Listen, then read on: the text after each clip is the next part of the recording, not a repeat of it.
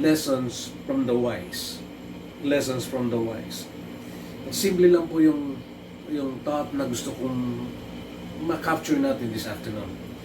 And I'm proposing this truth to you, that knowing the right thing does not mean doing the right thing.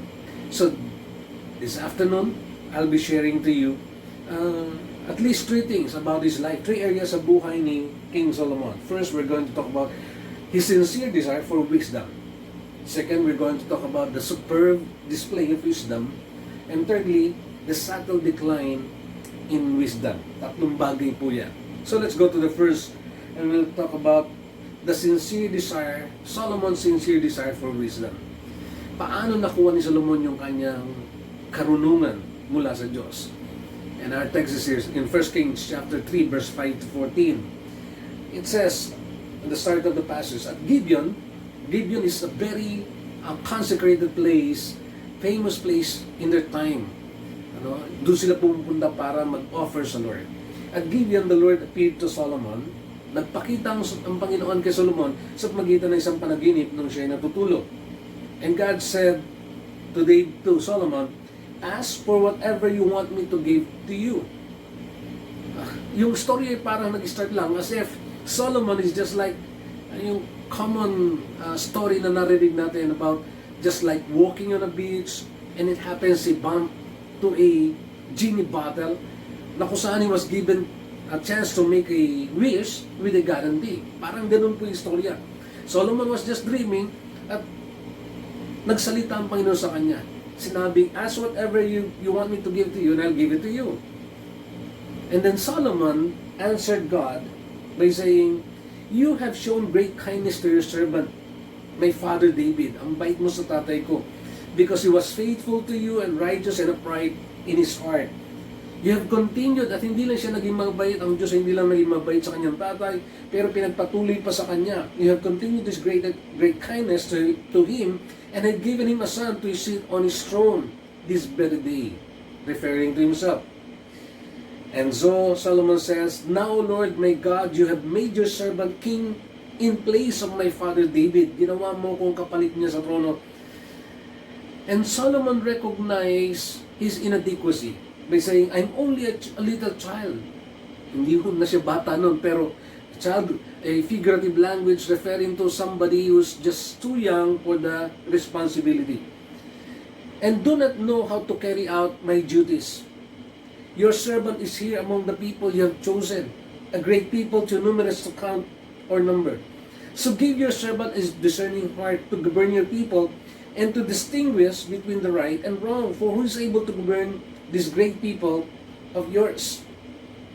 Dito malinaw mga kapatid, Solomon recognizes and kinilala niya yung kabutihan ng Panginoon sa kanya ama na nagpatuloy sa kanya. He also recognized yung kanyang malaking tungkulin na hindi niya kakayanin basta-basta sapagkat it's indeed a tremendous task for a young king like him. Ano po? But he requested, when he was given a blank check by the Lord, ask me whatever you want and I'll give it to you. If you're in that situation, what will you ask from the Lord? Anong hihingin mo sa Panginoon? Binigyan siya ng pagkakataong humingi. Ano po? And by the way, Solomon could have asked for many things. Hindi naman siya binilangan ng Panginoon, you just have 3 wishes. Hindi po. Sinabi, ask whatever you wish and I'll give it to you. Pwede siyang humingi ng maraming bagay. He could have asked for long life. Pwede nga sa isip natin ngayon, kung weird ang isip mo, maging invincible ako. Pwede nga humingi siya ng maayos na kalusugan, kayamanan, free from sickness. Lalo sa panahon natin ngayon, marami natatakot sa COVID. Or wealth and riches. But Solomon asked for wisdom, a discerning heart that will enable him to govern God's people properly. And this is what we'll appreciate with Solomon and with God. Sapagkat sabi ni James, if any of you, James 1:5, if any of you lacks wisdom, he should ask God, who gives generously to all without finding fault. and it will be given to him. Pwede daw tayo humingi sa Panginoon ng karunungan, ibibigay niya sa atin na hindi siya naghahanap ng anumang kamalian natin. God is a generous God. He's willing to give. But the good thing with Solomon is that he asked something that is really, I would say, the right thing, because it was coming from an unselfish heart, a sincere desire. Sincere desire to be able to do his task properly, this responsibility to govern God's people. At tama rin yan sapagkat sinasabi rin ni James, when you ask, you do not receive because you ask with wrong motives. That you may spend what you get on your pleasures. That's the reason why when we ask something, we have to check ourselves whether is it really coming from a sincere desire or motivations. And Solomon's request was granted. That's why in verse 10, the Lord was pleased that Solomon had asked for this. Natuwa ang Diyos na yun ang hiningi ni Solomon. Sa dami ng hiningi niya, ang hiningi niya, bigyan mo kong karunungan kung paano po ako mamuno, Panginoon. Gusto niyo matuwa ang Panginoon sa inyo? Then when you prioritize God and His kingdom, and His work and His people, God is pleased because He knew, alam niya, na nanggagaling ito sa isang tapat na puso, sa isang sincere na layunin o damdamin. Just like Solomon. He was after that he'll be able to fulfill properly yung kanyang tasks and responsibilities. It was a sincere desire. And he was asking for wisdom. That's the reason why God granted it. So God said to him, since you have asked for this and not for long life or wealth for yourself, nor have asked for the death of your enemies. Pwede niyang hilingin mamatayin na yung mga kaaway niya. Yun yung pinakamabilis para mapayapa siya. Yet, but for discernment in administering justice, I will do what you have asked, sabi ng Panginoon. I will give you a wise and discerning heart, so that there will never have been anyone like you, nor will there ever be. Moreover, ito maganda mga kapatid, sinabi na ng Panginoon, walang magiging katulad si Solomon sa kanyang karunungan. Sapagkat yun ang hiningi niya, hindi para sa kanyang sarili, kundi para sa kanyang Diyos at sa bayan ng Diyos, ibibigay ng Panginoon. Pero marunong si Solomon, sapagkat sabi ng Panginoon, I will give you what you have not asked for. Ibibigay ko inyong hindi mo hiningi, both riches and honor, so that in your lifetime, you will have no equal among kings. Ibibigay rin ng Panginoon lahat. And if you walk in my ways and obey my statutes and commands as David your father did, I will give you a long life. God was true to His promise, mga kapatid, that kapag inuna natin siya, ibibigay ng Panginoon ang lahat ng bagay sa atin na kinakailangan natin. Remember the very famous passage in the Bible, seek first the kingdom of God and His righteousness, and all these things will be added to you. Tapat ang Diyos, hindi siya nagbabago. Nung bitawan niya itong salita na ito, unahin mo lang siya at ipagkakalob niya.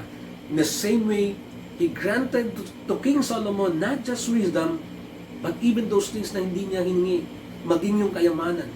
Ano po? Then, verse 15 says, then Solomon awoke and he realized it had been a dream. Now, this translation of the Bible, or this particular verse, parang walang hustisya sapagkat para bang nagising si Solomon at para bang naisip niya na panaginip lang. Was it really a dream? No. Another translation will tell us that today's English version, Solomon woke up and realized that God has spoken to him in the dream. Alam ni Solomon na nangusap ang Diyos sa kanya sa pamagitan ng isang panaginip. So good news, mga kapatid. When God gives you a dream, He will fulfill it. Tutuparin niya yan. Remember Joseph. He was given a dream and God fulfilled it. Kahit ano man yung dinaanan niya.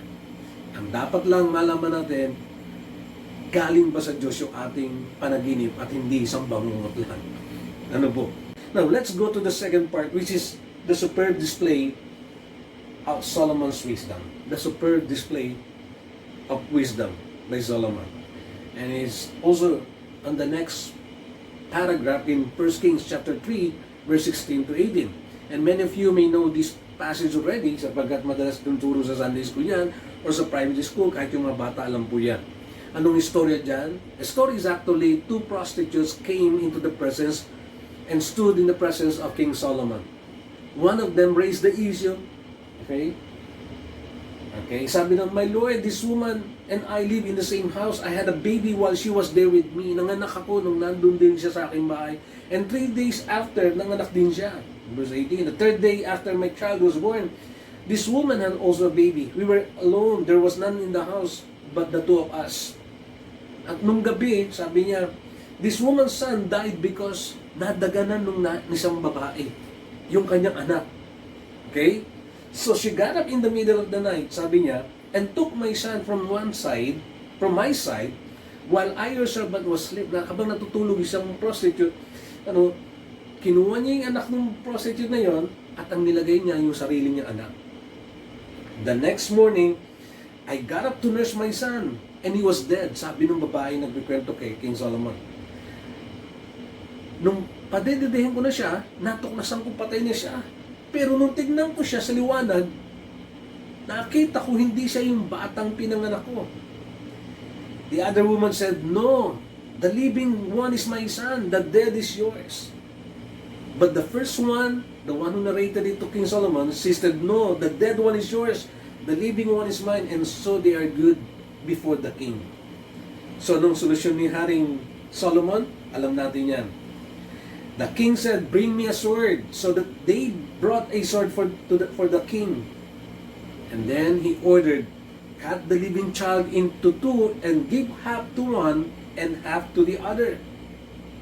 Hatiin nyo, ibigay isa sa isang nanay, isa rin sa isang nanay. But the woman whose son was alive, natakot, nahabag para sa kanyang anak. At sinabi niya sa akin, "Please, my Lord, just give the baby to her. Don't kill him." But the other, yung isang babae, "Kung hindi ko siya magiging anak, hindi mo rin siya mapapakinabangan." Then, the king gave his ruling, gave the living baby to the first woman. "Do not kill him, for she is really his mother." As a result, when all Israel heard the verdict the king had given, they held the king in awe because they saw that he had wisdom from God to administer justice. Dahil doon sa pangyayari na yun, na kung saan napakita yung karunungan ni Haring Solomon, nakilala siya at kinilala nila at na-recognize nila that indeed their king was administering with God's wisdom. And he was just. In the most difficult situation, the wisdom was superbly displayed by Solomon. Totoo naman po yan. Sa mga mahihirap na sitwasyon, lumalabas yung karunungan. Difficult situation will show whether you are wise or unwise. Whether you are wise or foolish. Sa mga mahihirap na sitwasyon daw nakikita kung sino yung marunong at hindi marunong. Diba? Remember the passage or the story about the parable of the wise and foolish builders? Yeah. I just put a diagram for us to quickly understand and be reminded nung story na to. The parable of the wise and foolish builders, may dalawang nagtayo ng bahay. Ang isa ay tinatawag na wise, yung isa ay foolish. Sa anong pundasyon? The wise built it on a rock, the foolish built it on sand. And both of them, ang pinakapareho lang sa kanila ay pareho silang dumaan sa isang mahirap na sitwasyon. There was a storm that causes a flooding. Okay? Binaha. Ano nangyari? Again, there were two different results. One stood fast, the one who built it on a rock, who's a wise, while the one who built it on the sand, who's a fool, ang tahanan niya crushed. And in application, pinakita sino silang dalawa. The wise is actually the doer of the word. Hindi lang siya nakikinig, kundi ginagawa niya yung salita ng Diyos. The fool is the one who only hears the word. Pero masusubok daw yung katotohanan niyon, yung sitwasyon nila, pag dumating ang hirap. Sapagkat ang mananatili na matatag ay yung taong nakikinig ng salita ng Diyos at gumagawa nito. Na kahit anong dumang hirap sa buhay niya, mananatili siyang matatag at hindi siya mahuga. That's the reason why wisdom is often proven in times of difficulty, in times of hard situations, difficult situations, just like this pandemic. Does this pandemic made you wise or fool? Ano ang pinakita ng pandemic na ito? Ikaw ba'y naging marunong o naging isang mangmangmaw? Totoo, marami tayong nakikita ngayon. Ano mo? Mahirap ang sitwasyon. But will you be able to rise up and become wise? Or will you be a victim and become a fool? Magiging mangmang ka ba at magiging biktima lamang ng sitwasyong ito? Marami sa atin ang nagpakita ng karunungan. Ayan. I enjoy watching yung mga iba't ibang paraan kung paano naging matalino mga tao ngayon para mag-survive sa hirap, yung mga nawala ng trabaho. At walang ibang masyado naging obvious yan, kundi doon sa paraan na kung saan ay kikita ka sa mga online selling. Diba? Yung pagtitinda, just to earn, just to cope up, so that you'll be able to survive and thrive in spite ng pandemic na to, itong mahirap na sitwasyong ito. And guess what? Gusto kong hulaan nyo itong mga taong naging yung kanilang kung sino sila sa magitan ng kanilang mga itinitinda. Okay? Number 1. Yan. Fresh sa bahan card dapat.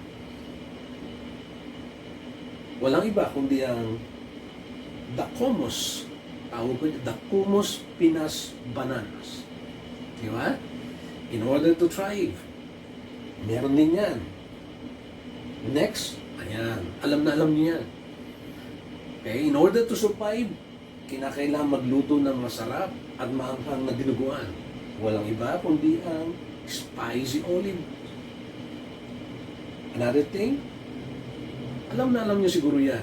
Lalo na yung mga taga-Marcania sapagkat ang gumagawa niyan ay si Sweet Sheila or Sheila Sweets. Another, di ba? Yan, yung masasarap na cake at pandesal. Walang iba kundi ang magkapatid, ang Barsibals Bake Shop. Marami, mga kapatid. Of course, meron pa rin para sa sitwasyon ngayon. Okay? Para maproteksyon tayo. Walang iba kundi ang Peralta's Pirate Mask. Okay. Meron pa. Yan. Alam na alam natin yan. Madalas tayo namimili dyan. Ang Precious UK or Ukay-Ukay. Meron ding mga mamamahaling alahas. Ang tawag ko dyan ay Panama Jewelry. Alright. Meron din nagtinda sa sobrang pangangailangan. Yan. Gusto makita to. Nag-post siya sa Facebook. Pre-order. Yellow. 3 pesos. Di tinitipid sa tubig. Matagal matunaw dahil siksik. Matibay pagkakabul kaya madali hawakan. Mauna pa mawasak dingding nyo sa pagpapalo nito. Open for resellers and reservations. Walang iba kundi si Erwin's Icy White Water. Si Brother Erwin. Okay? Kaya maraming paraan kung paano tayo magsusurvive sa panahon ngayon. At dito nagiging marunong tayo. At aminin ko, meron akong kinakailangan ko rin. Nagdala ko sa pangangailangan, kinakailangan kong gawa ng paraan para mag-survive. Nag-venture na rin po ako sa online selling. Hopefully, maka-avail po kayo nito. Yan, on sale, kabaong, buy one, take one. Dapat gagamitin at the same time. Pre-delivery, PM is the key. Okay? Mahirap daw pag ang asawa mo yung naging online seller. Katulad nito. Yan. Babe, gutom na ako. Ano ulam? Sagot ng babae, on hand. Crispy lumpiang Shanghai, kalasa ng Jollibee. Parang nagtitinda pa rin kahit sa bahay sila. Right? So normal na normal. Gagawin natin lahat para lang mag-survive. Nagiging matalino tayo sa panahon na kung saan mas mahirap ang sitwasyon. Kaya ordinary nyo na makikita sa lansangan ngayon, yung mga katulad nito. Alright? For delivery. Gagawin ng lahat. Can you imagine? Okay? Ito yung bagong Bombay ngayon. Kaya makikita nyo na nakamotor na. Lahat gagawin. Meron pang hindi na umuwi sa mismo motor niya na natutulog. Para lang mag-survive, para lang kumita. See, difficult situation should not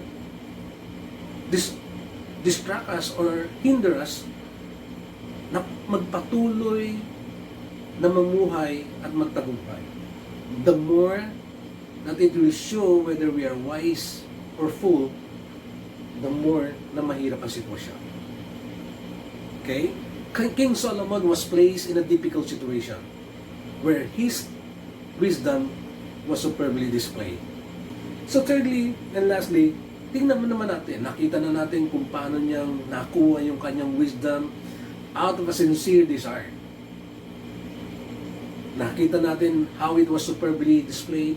Now let's see how it was subtly declined.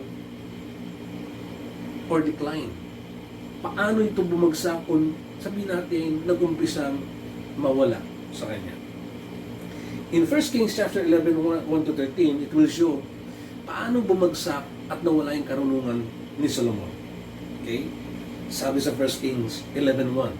King Solomon, however, loved many foreign women besides Pharaoh's daughter, Moabites, Ammonites, Edomites, Sidonians, and Hittites. They were from nations about which the Lord has told Israel, you must not intermarry with them, because they will surely turn your hearts about after their gods. Nevertheless, Solomon held fast to them in love. Pinagbawalan, sinabihan na siya. Pero, nagkaroon pa rin siya, nag-intermarry pa rin siya sa iba't ibang lahi na kung saan ay nahumaling siya. He had 700 wives of royal birth and 300 concubines, and his wives led him astray. As Solomon grew old, his wives turned his heart after other gods, and his heart was not fully devoted to the Lord, his God, as the heart of David, his father, had been. Jumping to verse 6, so Solomon did evil in the eyes of the Lord. He did not follow the Lord completely, as David, his father, had done. The Lord became angry with Solomon because his heart turned away from the Lord. The God of Israel had appeared to him twice. Although he had forbidden Solomon to follow other gods, Solomon did not keep the Lord's command. So the Lord said to Solomon, since this is your attitude and you have not kept my covenant, and my decrees which I commanded you, I will most certainly tear the kingdom away from you and give it to one of your subordinates. Nevertheless, for the sake of David your father, I will not do it in your lifetime. I will tear it out of the hand of your son. Yet, I will not tear the whole kingdom from him, but I will give him one tribe for the sake of David my servant, and for the sake of Jerusalem, which I have chosen. So, paano nawala yung karunungan kay Solomon? Simple as this. There was a disobedience, and that disobedience slowly led to his decline spiritually.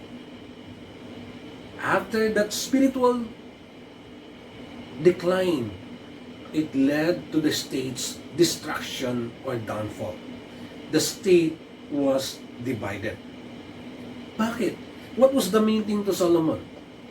Ano ba yung una sa lahat, higit pa doon sa karunungan niya? Pinaalalahanan na siya ni David bago pa si David namatay. In 1 Kings chapter 2 verse 1 and 2. When the time drew near for David to die, he gave a charge. Malinaw po yan, a charge. It was a compelling command to Solomon, to his son. I'm about to go to the way of all the earth. Mamamatay na ako. So be strong, show yourself a man, and observe what the Lord your God requires. Observe what the Lord your God requires. Walk in his ways and keep his decrees and commands and his laws and requirements as written in the law of Moses. Sundin mo. Lumakad ka doon sa kautusan na ibinigay pa kay Moses, that you may prosper in all you do and wherever you go, and that the Lord may keep His promise to me if your descendants watch how they live and if they walk faithfully. Malinaw po mga kapatid, ang pinakamahalaga, higit pa dun sa karunungan na meron siya, ay yung lumakad doon sa kautusan at kalooban ng Diyos. Bago pa man mawala si David, bago pa man siya umupo. Kaya sabi ni David, sundin mo yung mga inuutos ni Moses, because even time of Moses, the instruction for king was already given. Binigay na kung anong uri at paano mamumuhay ang isang hari. Deuteronomy chapter 17 verse 16. Malinaw ang utos through Moses. The king, moreover, must not acquire great numbers of horses, for he himself, or make the people return to Egypt to get more of them. For the Lord has told you, you are not to go back that way again. Sabi ng Panginoon through Moses, ang isang hari hindi dapat magkaroon ng napakaraming kabayo. Bakit? Anong silbi ng kabayo? Para lang mga hayop yan. No, mga kapatid. In their time, having horses is just like having huge armory of tanks, o sa panahon natin yung mga makabago at sophisticated na mga fighter jet planes. For them, it's a source of strength. It's a means to power. Bakit ayaw ng Panginoon? LJ bang Lord? No. Alam ng Panginoon that many times, if we have something that will be the basis of our strength, we will have our confidence on them instead of God. Kaano karami meron si Solomon ng mga kabayo? He has 1,400 chariots and 12,000 horses. Walang kahinta-kalintulad si Solomon sa panahon niya sa pagmamay-ari. Kuya, halintulad na lang natin siya sa mga tangke at sa mga aeroplano, meron siyang 1,400 na fighter jet planes. Walang ganyan ngayon ang sinumang bansa na panlaban ng aeroplano. Meron siyang 12,000 na tangke. Alam ng Panginoon, if you have this, you will trust these things rather than trusting me. Madalas nangyayari po sa atin mga kapatid. When we have something, o yung kapag walang-wala tayo, we always easily come to God and trust, Lord, bigyan mo lang ang hanap buhay, I'll do everything, I'll serve you. Pero pag meron ka na isang bagay, you easily forget God. You can trust your own and you can even say, kaya meron ito sapagkat pinaghirapan ko to. Nag-iiba yung ating isip, nag-iiba yung ating pamumuhay, nag-iiba yung ating lakad kapag makakapal yung ating wallet. Bumibigat. Di ba? Pero kapag wala nito, ang dali natin lumapit sa Panginoon. So alam ng Panginoon, if you have something like this, you can easily be swayed and not trust the Lord anymore. Kaya pinagbili niya yung kay Solomon. At sa sino mo magiging hari, do not acquire so much chariots and horses. But Solomon did. Hindi lamang yan, mga kapatid. Utos din ng Diyos kay Moses. He must not take many wives or his heart will be led astray. He must not accumulate large amount of silver and gold. Hindi rin siya pwedeng magkaroon ng maraming asawa sapagkat ililigaw yung puso niya ng mga babae ito. Gaano karami asawa ulit? Alam na natin yan. Solomon married 700 wives with 300 mistresses or concubines.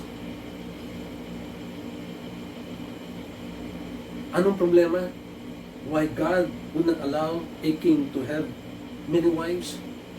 Because when a king marries more wives, they marry not only the wives, but the faith of those wives to other gods. So when Solomon married these women, paano siya nakaka-cope up sa demand ng ganito karaming asawa? He cope up by following their whims, their requests about their gods.